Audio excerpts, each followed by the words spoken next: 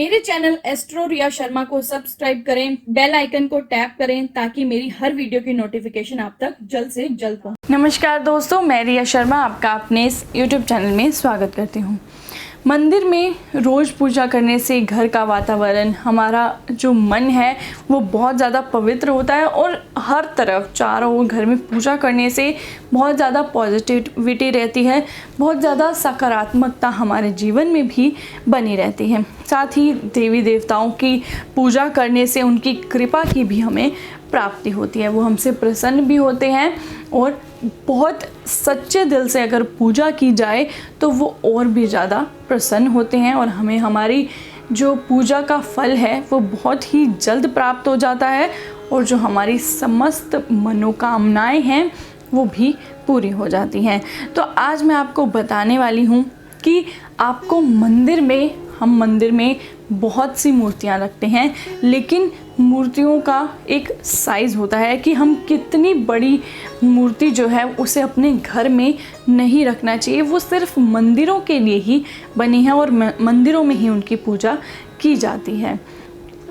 उसी में से आज हम बात करने वाले हैं शिवलिंग की, कि शिवलिंग को आपको घर में कितना बड़ा शिवलिंग रखना चाहिए, कौन सा शिवलिंग रखना चाहिए, रखना भी चाहिए या नहीं रखना चाहिए, इन सब बातों के बारे में मैं आज आपको बताने वाली हूँ। तो आइए जानते हैं, अगर रखना चाहिए, अगर हमें घर में शिवलिंग तो कितना बड़ा रखना चाहिए। घर में जो शिवलिंग हो उसका आकार छोटा होना चाहिए, यह अंगूठे से बड़ा ना हो। यदि आप पार्द शिवलिंग रखते हैं तो यह सबसे अच्छा है।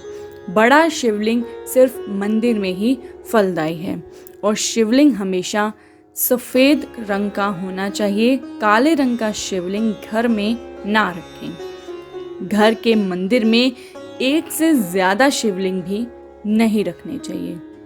भगवान शिव को कभी केतकी के पुष्प, तुलसी, सिंदूर और हल्दी बिल्कुल भी न चढ़ाएं।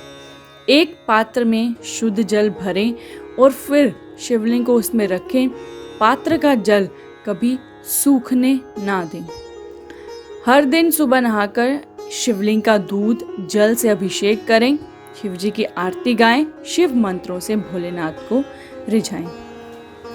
जिस पात्र में शिवलिंग को आपने रखा है उसे रोज मिट्टी से मांजें, फिर शुद्ध जल से धोएं और पात्र का पानी आप अशोक के पेड़ की जड़ में डाल दें।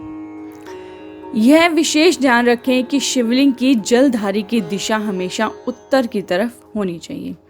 यदि शिवलिंग धातु का है तो ध्यान रखें उसी धातु का नाग भी शिवलिंग के ऊपर लिपटा हुआ होना चाहिए।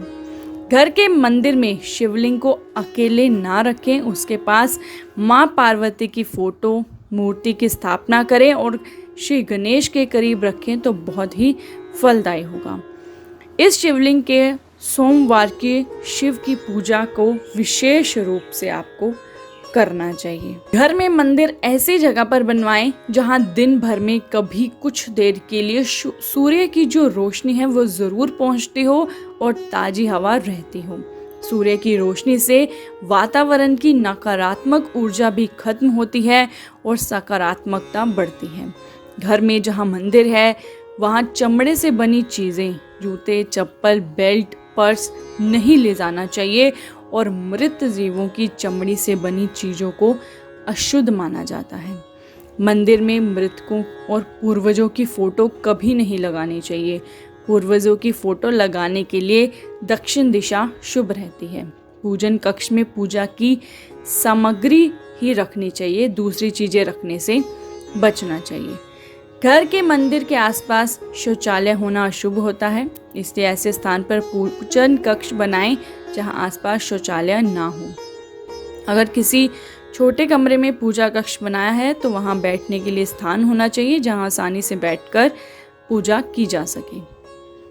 घर में मंदिर में रोज सुबह शाम पूजा अवश्य करना चाहिए। पूजा में घंटी अवश्य बजाएं, इससे घंटी की आवाज़ से नकारात्मकता नष्ट होती है और दिन में कम से कम एक बार दीपक अवश्य जलाएं, इससे वास्तु के कई दोष दूर होते हैं। तो ये था कि शिवलिंग आपको कैसे रखना है, कितना बड़ा रखना है, कौन सा रखना है। तो आशा करती हूँ आपको मेरी वीडियो पसंद आई होगी। भगवान आपकी हर मनोकामनाओं को पूरा करें, आपका दिन, आपका समय मंगलमय हो। और अगर अभी तक आपने मेरे चैनल एस्ट्रो रिया शर्मा को सब्सक्राइब नहीं किया है तो जल्दी से जाकर सब्सक्राइब कर लीजिए। धन्यवाद।